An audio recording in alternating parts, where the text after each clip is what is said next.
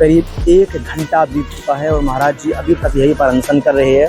मैं चाहता हूं महादेव इस जीवन को जल्दी से जल्दी समाप्त करके दूसरा मौका मुझे दे, दूसरी पारी खेलने के लिए बहुत जल्दी आऊं और इन जिहादियों को समाप्त करूं कि अगले 10 वर्ष के बाद अगर तू इस देश में रहा तो तेरी बेटी तेरे घर में नहीं।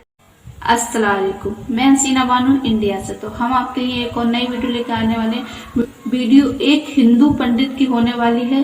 तो पंडित का नाम है नरसिम्हा। तो वो ये आंदोलन पे बैठ गया है।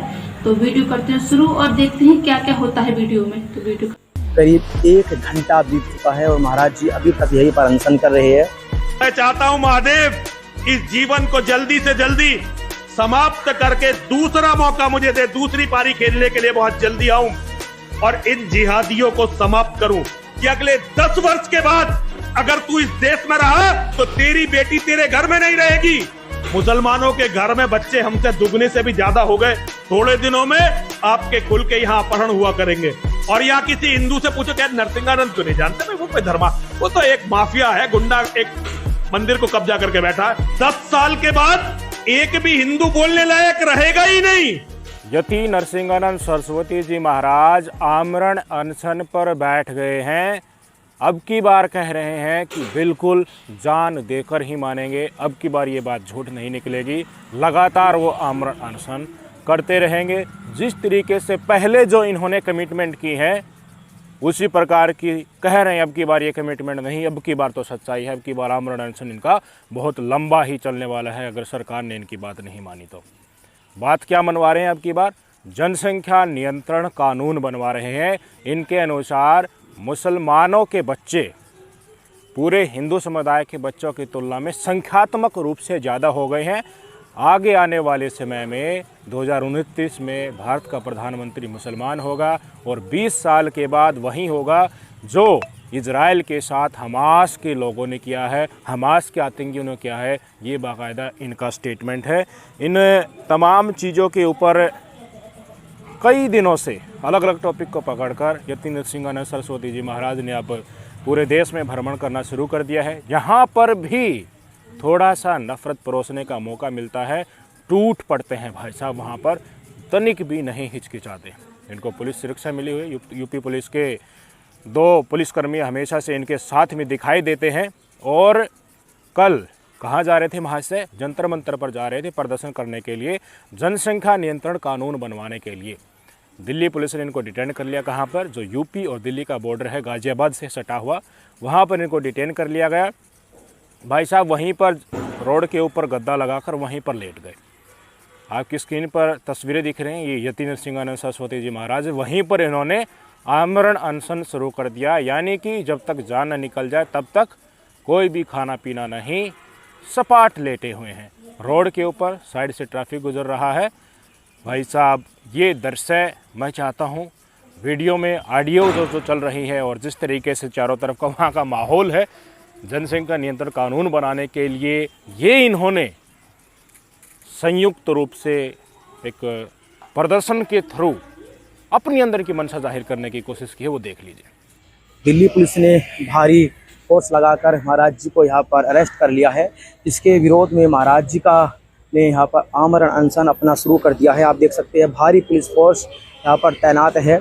और यहाँ पर आप ये देख सकते हैं महाराज जी ने एक प्रेस वार्ता जारी करके कहा कि मैं यहाँ पर आमरण अनशन जारी करूँगा जब तक मुझे जंतर मंतर प्रदर्शन में शामिल होने के लिए नहीं जाने दिया जाएगा। 1 मिनट के लिए यहाँ पर स्टॉप लीजिए। अगर यहीं पर जहाँ पर ये गद्दा लगाकर बैठे हैं, यहीं पर कोई मुस्लिम समुदाय का व्यक्ति नमाज पढ़ रहा होता, किस लिए?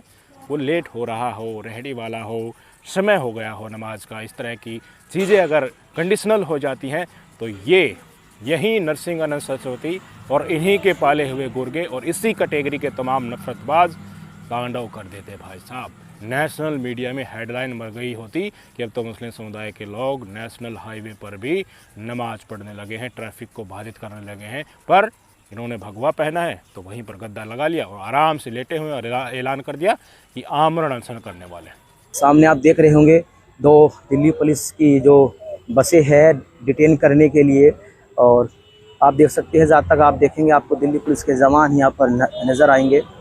और इधर भी आप देख सकते हैं कि भारी संख्या में दिल्ली पुलिस के जवान, और ये मेन रोड है गाजीपुर, ये गाजियाबाद से गाजीपुर होते हुए सीधा धौला कुआं होते हुए सीधा जंतर मंतर तक पहुँचता है।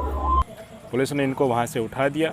अब गाजियाबाद के जिला मुख्यालय में ये बोल रहे हैं कि आमरण अनशन इनका जारी रहेगा। इनके सोशल मीडिया प्रोफाइल को मैं देख रहा था तो अगले माह तक के निमंत्रण इनको आ चुके हैं कि वहाँ जाना है। तो आमरण अनशन इनका कितना जिंदा दिल है और कितने लंबे समय तक चलने वाला है, ये तो आप ही सोच सकते हैं। और पहले जो इन्होंने कमिटमेंट किए उस पर ये किन तरह का सटीक उतरे हैं, सही उतरे हैं, वो भी आपको पता है। इतना ही नहीं, जहाँ जहाँ ये महाशय जा रहे हैं पूरे देश में इसी तरह के प्रोग्राम जो हो रहे हैं, पीठ पीछे जिनकी भारतीय जनता पार्टी होती है, आगे तौर पर हिंदूवादियों के लिए, हिंदू के लिए काम करने वाले चोला ओढ़े संगठन होते हैं, उनके मंच में इनको बुलाया जाता है। हिंदुओं के त्यौहार को एजेंडे में फंसाया जाता है। उनकी भीड़ को त्यौहार के नाम पर, एक आयोजन के नाम पर, एक यात्रा के नाम पर, शोभा यात्रा के नाम पर उस भीड़ को एक मंडली का रूप दिया जाता है, स्टेज सजाया जाता है। वहाँ पर अगुवाई वहाँ के स्थानीय संगठन कर रहे होते हैं, इनको चीफ गेस्ट के तौर पर बुलवाया जाता है। ऐसे ही नफरतबाज, चाहे वो राजनीति से जुड़े हों, हिंदुत्व का चोला ओढ़े हों, गोरक्षा का ओढ़े हों, लव जिहाद का ओढ़े हों, इनको बुलाकर वहाँ पर नफरत परोसी जाती है ताकि सामने जो बच्चे और महिलाएँ बैठी हुई हैं उनको दिमाग को पलटा जा सके। आगे आने वाली पीढ़ी भी इसी तरह की नफरतबाजी में पूरी उम्र गुजार दे, ये लोग चाहते हैं। बेसिक मुद्दे स्वास्थ्य, शिक्षा, रोजगार पर उफ भी ना करे, सिर्फ ये लगे उनको कि हिंदू खतरे में है, मुसलमान तो मार डालेंगे। मुसलमान का तो प्रधानमंत्री बनने वाला है 2029 में।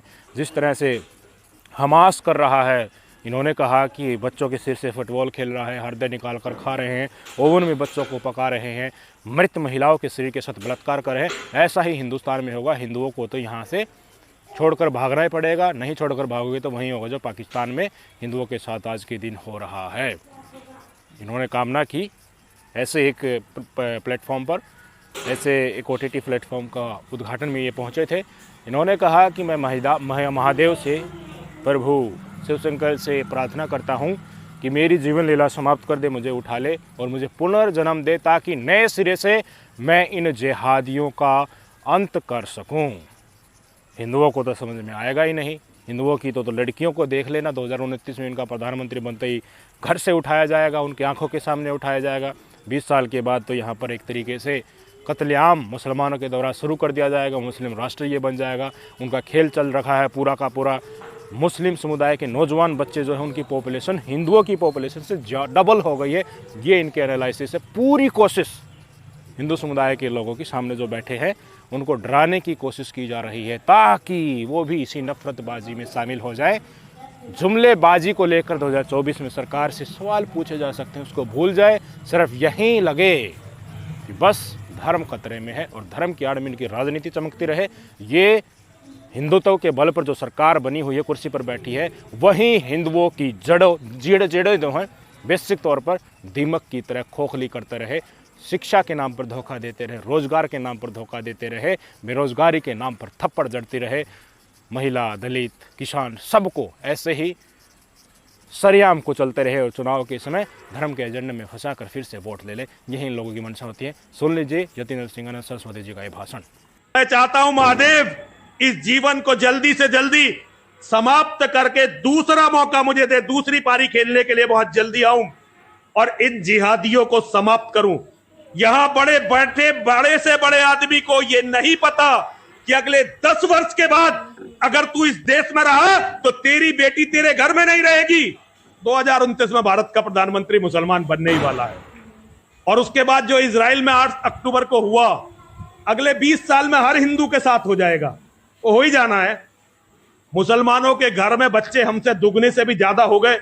10 साल से छोटे बच्चे हिंदुओं के बच्चों से दुगने से भी ज्यादा हो गए। तब कैसे आप लोग अस्तित्व बचाओगे और कौन आपकी आवाज उठाएगा? आगे इन्होंने कहा कि जो मुस्लिम समाज के जो प्रतिनिधि है, चाहे वो राजनीतिक रूप से हो या सामाजिक रूप से, वो तो चाहते हैं कि 10 साल का समय किसी तरह से आराम से निकल जाए, उसके बाद भारत के हिंदू बोलने लायक तो बचेंगे ही नहीं। इन हिंदुओं को कत्लेआम कर दिया जाएगा, समाप्त कर दिया जाएगा। कतर ने मेरे ऊपर कई करोड़ का इनाम रख रखा है, कतर वाले मेरे नाम जानते हैं देखो, और यहाँ पर हिंदू समुदाय के लोग मेरा नाम नहीं जान रहे। कितनी विडम्बना है। इसलिए जो धर्म के नाम पर लड़ रहा है उसको। तो आपने देखा बयान में कितनी भड़काऊ बातें कर रहा था।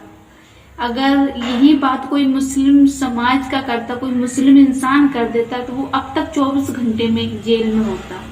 मेरे यूपी में नहीं दे सकता, तो इसको पुलिस क्यों नहीं उठाती है? इसी जगह पर अगर कोई मुस्लिम नमाज पढ़ रहा होता, यहाँ की तमाम तरह की मीडिया अब तक तो बात का बतंगा बन जाता। तो रोड हाईवे पे भी नमाज पढ़ होने लगी, अब तो ऐसा होने लगा, अब तो वैसा करना। आई हो आपको ये वीडियो अच्छी लगी होगी। अगर वीडियो अच्छी लगी है तो लाइक कमेंट शेयर करना, चैनल को सब्सक्राइब करना।